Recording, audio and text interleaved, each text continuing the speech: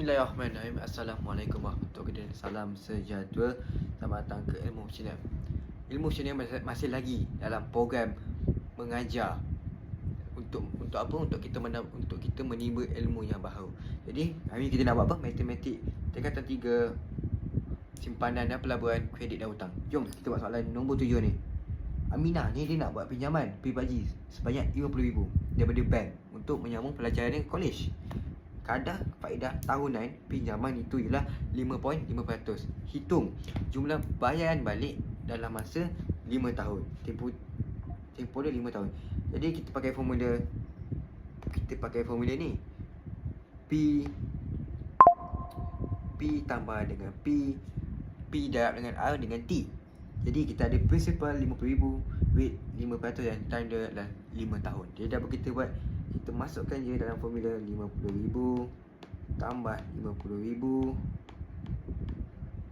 kali 5% dulu. Okey.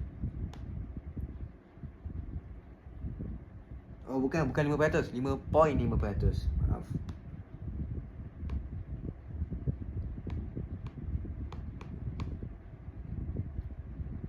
.055. Macam ni mendapat 0.055 ni? Kita bahagikan dengan 100.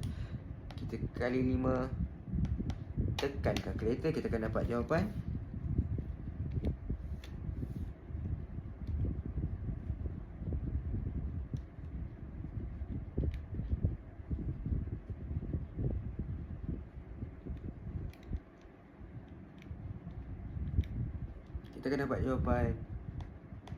RM 63750.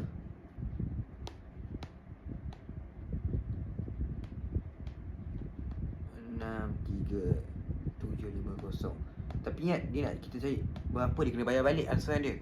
Jadi apa kita buat 63750 bahagi berapa tahun? 5 tahun. Tapi kita kena dalam satu kita nak angsuran bulanan. Jadi apa kena buat? 63750 ni 5 ni kena darab dengan 12 untuk dapat tahu berapa bulan.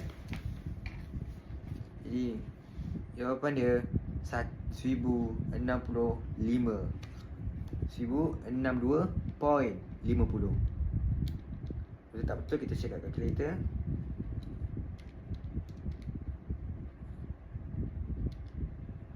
Okey, jawapan dia 1062.50. Betul jawapan tu. Jadi apa kita nak buat? Anda dah dapat satu ilmu ini. Jangan lupa like, subscribe, share dan follow Ilmu Channel untuk anda mendapatkan video-video terbaru daripada Ilmu Channel. Terima kasih.